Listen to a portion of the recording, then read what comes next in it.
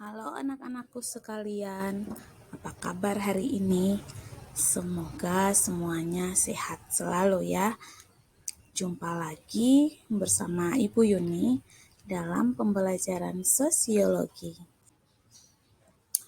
Hari ini kita akan mempelajari pada kompetensi dasar 3.2 menganalisis permasalahan sosial dalam kaitannya dengan pengelompokan sosial dan kecenderungan eksklusi sosial di dalam masyarakat dari sudut pandang dan pendekatan sosiologis.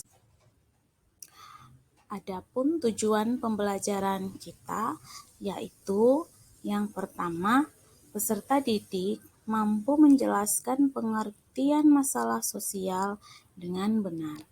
Yang kedua, peserta didik mampu menjelaskan pengertian eksklusi sosial dengan benar.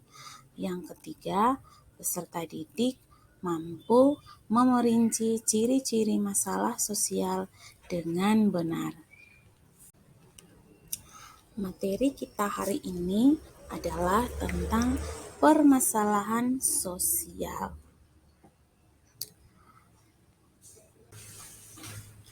Setiap warga masyarakat memiliki tanggung jawab dalam melaksanakan nilai-nilai Pancasila dalam kehidupan sehari-hari.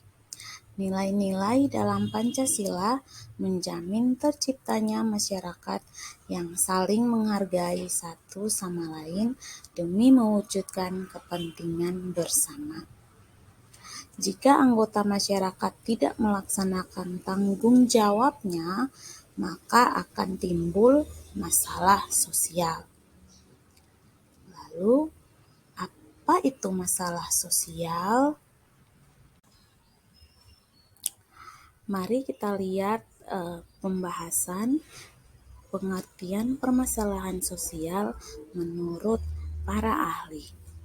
Yang pertama, menurut Surjono Sukanto, masalah sosial merupakan suatu ketidaksesuaian antara unsur-unsur kebudayaan atau masyarakat yang membahayakan kehidupan kelompok sosial.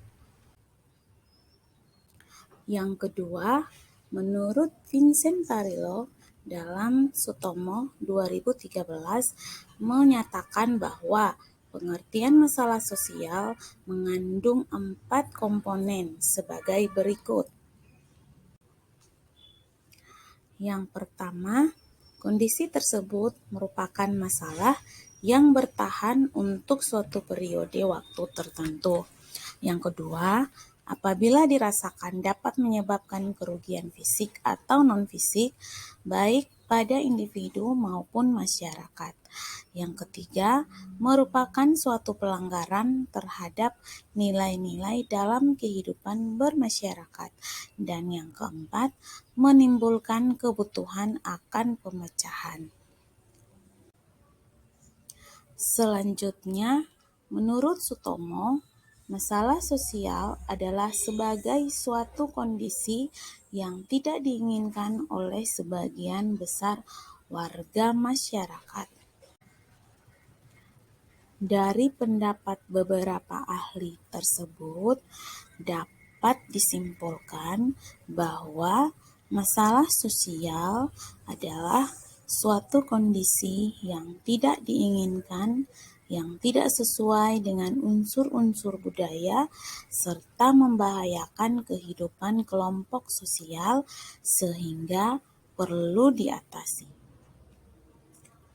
Suatu kondisi yang normal terdapat integrasi serta keadaan yang sesuai pada hubungan-hubungan antara unsur-unsur masyarakat atau unsur-unsur kebudayaan. Apabila antar unsur-unsur tersebut terjadi bentrokan atau ketidaksesuaian, maka hubungan-hubungan sosial terganggu yang mengakibatkan kegoyahan dalam kehidupan kelompok. Selanjutnya, kita akan membahas tentang eksklusi sosial. Anak-anak tahu apa itu eksklusi sosial?